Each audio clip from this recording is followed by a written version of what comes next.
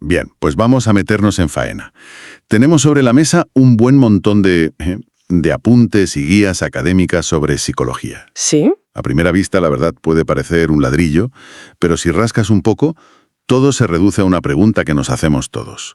¿Cuánto nos moldea la sociedad? Y sobre todo. ¿Y tenemos nosotros algún poder para cambiarla? Exacto. La misión que nos proponen estas fuentes es, en el fondo, trazar un mapa.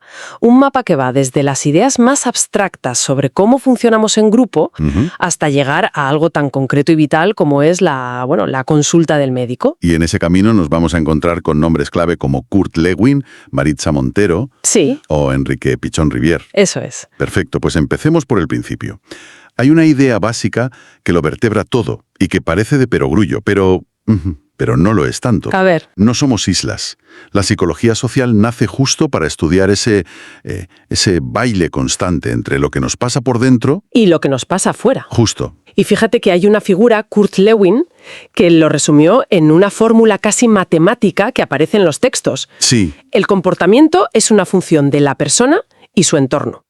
O sea que para entender por qué alguien hace lo que hace, no te sirve de nada mirarle solo a él. Solo al contexto, claro. Tienes que mirar la interacción.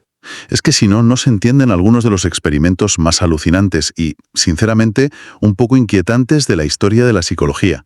Los apuntes mencionan los de Solomon Asch. ¡Uf! Tremendos. Sobre la conformidad. Para quien no los conozca, básicamente demostraron que somos capaces de decir que una línea es más corta que otra, sabiendo perfectamente que es mentira. Sabiéndolo, sí. Solo porque el resto del grupo lo dice.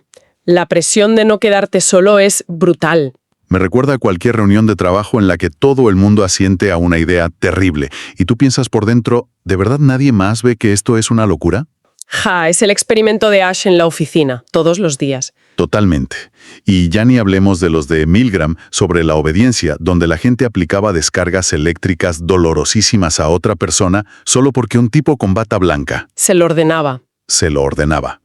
Lo que esos experimentos nos tiran a la cara es lo que un autor que citan, Amalio Blanco, llama las 5 máscaras para un solo rostro. Me gusta esa imagen. La idea es que, aunque sintamos que somos la misma persona siempre, en realidad nos vamos poniendo distintas máscaras según con quién estemos y dónde.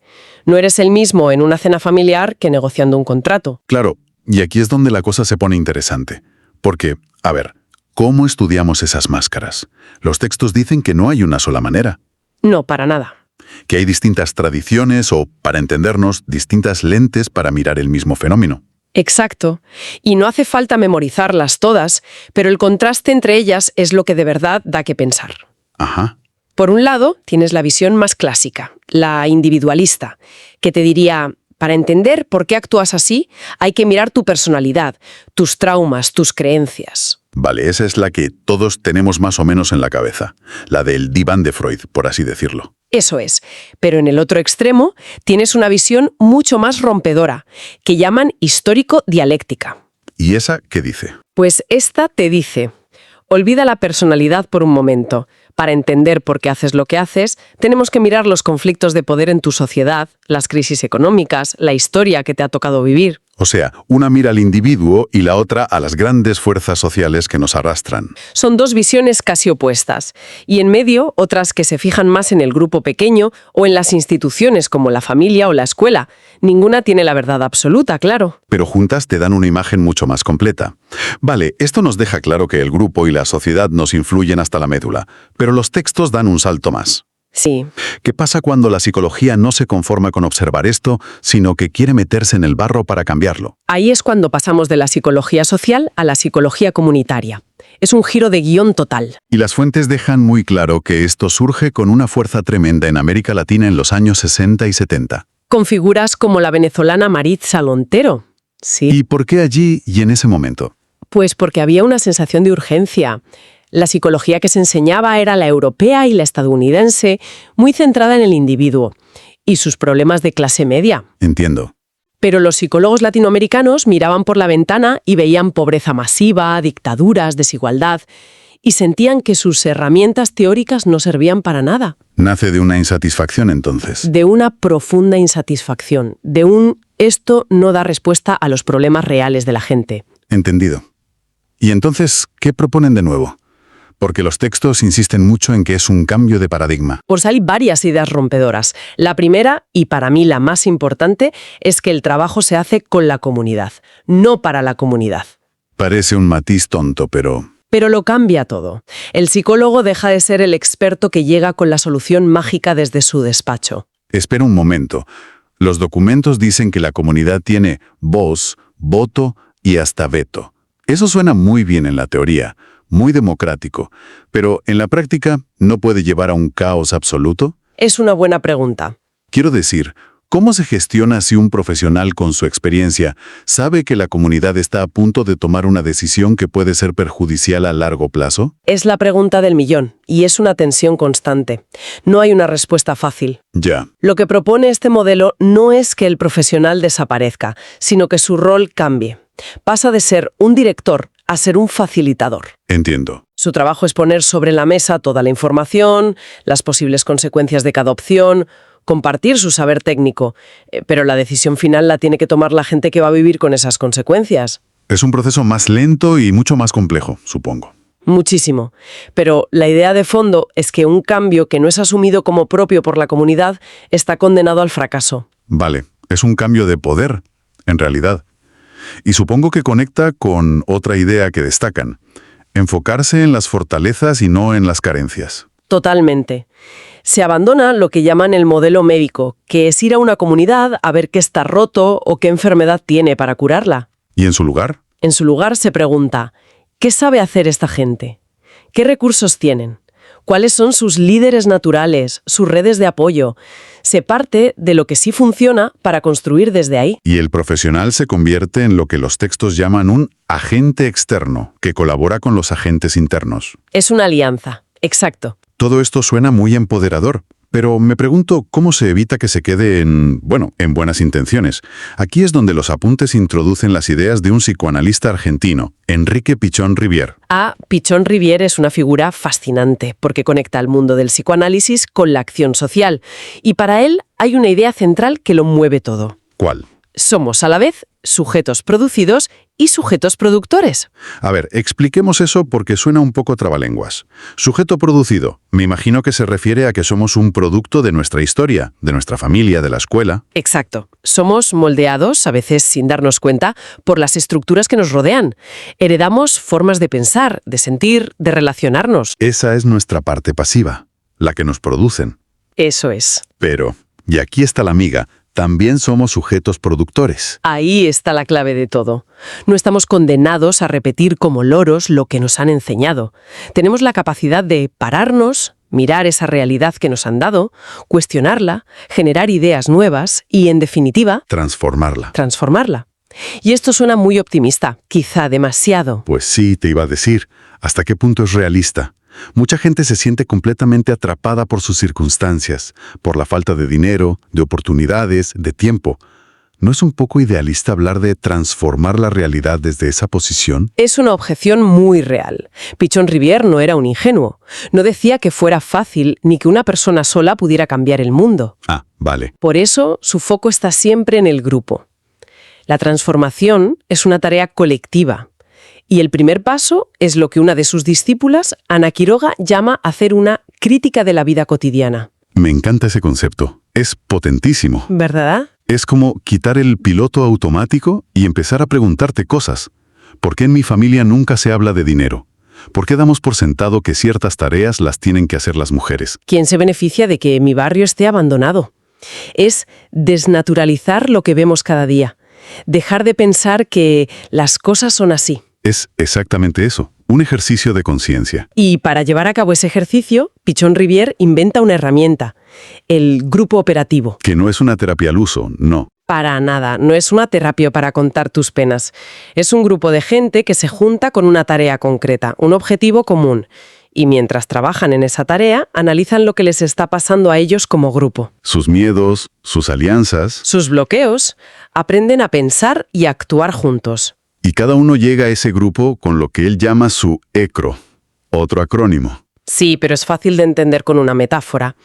El ECRO es como la mochila personal que cada uno lleva a un grupo. Ajá. Está llena de nuestras experiencias, nuestros prejuicios, nuestras alegrías, nuestras formas de ver la vida. No podemos quitárnosla. Claro. Lo fascinante del grupo operativo es ver qué hay en la mochila de cada uno, cómo se mezcla todo y cómo, a través de la tarea, esas mochilas se van reorganizando y enriqueciendo. Vale, veo la conexión. Pasamos de la teoría de que el grupo nos moldea a una herramienta práctica para que el grupo se moldee a sí mismo y a su entorno. Exacto. Pero quiero llevar esto a un terreno todavía más concreto. Parece que las fuentes ponen el foco en un área donde este cambio de mentalidad es casi de vida o muerte: el sistema de salud. Absolutamente. Aquí es donde todas estas ideas aterrizan de forma dramática. Los textos proponen un cambio radical en cómo entendemos la salud. Se deja atrás esa idea tan pobre de que la salud es simplemente no estar enfermo. Y se pasa a definirla como un estado de equilibrio completo, físico, mental, social y, sobre todo, Como un derecho humano. como un derecho humano. Y eso lo cambia todo, porque si es un derecho, el Estado tiene la obligación de garantizarlo. Y no solo con hospitales. Aquí entra otro concepto clave que mencionan los apuntes: los determinantes sociales de la salud. O sea que tu código postal influye más en tu salud que tu código genético. Vaya. El barrio donde vives, si tienes un trabajo precario, el acceso a la educación, la contaminación, todo eso determina si vas a enfermar y de qué vas a morir. La salud deja de ser una cuestión de biología o de mala suerte y se convierte en una cuestión de justicia social. Exactamente. Y en ningún sitio se ve esto más claro que la salud mental. Los textos dibujan dos modelos que son como la noche y el día. Sí. Por un lado, el viejo modelo del manicomio, el modelo asilar. Un modelo basado en el encierro, el aislamiento y el control. La persona con un padecimiento mental es vista como un objeto que hay que gestionar. Peligroso o incapaz. Alguien peligroso o incapaz al que se le quitan sus derechos. El foco está puesto en la enfermedad y en anular el síntoma, a menudo a base de medicación. Y en el otro extremo, el modelo comunitario que proponen, donde el cuidado se traslada al barrio, a la comunidad. El eje ya no es el encierro, sino la inclusión. Se crean alternativas al manicomio como centros de día, cooperativas de trabajo, casas de convivencia, La persona pasa de ser un objeto de tutela a ser un sujeto de derechos. que participa activamente en su propio tratamiento. Este cambio es gigantesco y exige lo que los textos llaman la humanización de las prácticas en salud. Y ojo, que esto no es solo una cuestión de ser más amable o sonreírle al paciente. No, es mucho más profundo. Mucho más. Claro, para lograr esto, las fuentes hablan de distintos tipos de tecnologías en salud. Y al leerlo, lo primero que piensas es en máquinas, en resonancias magnéticas. Sí, esas serían las tecnologías duras. El equipamiento, los fármacos. Luego estarían las blandas duras, que son los saberes más organizados como la medicina clínica o la epidemiología. Pero la clave de este nuevo modelo está en lo que llaman las tecnologías blandas, Ahí está el meollo. que cuando lo leí por primera vez he de reconocer que me sonó a jerga un poco vacía. ¿Hablamos simplemente de tener don de gentes con los pacientes o hay algo más sistemático detrás? Hay mucho más. Las tecnologías blandas son las herramientas de la relación. Ajá. Son la capacidad de escucha activa, la empatía, la comunicación, el poder crear un vínculo de confianza con la otra persona. Es el trabajo vivo en acto, como lo definen. Es lo que ocurre en ese encuentro único e irrepetible entre un profesional y alguien que sufre. Justo, son estas tecnologías, y no la máquina más cara, las que de verdad pueden producir un acto de salud, porque reconocen a la persona en toda su complejidad. No la reducen a un diagnóstico en un papel. Exacto.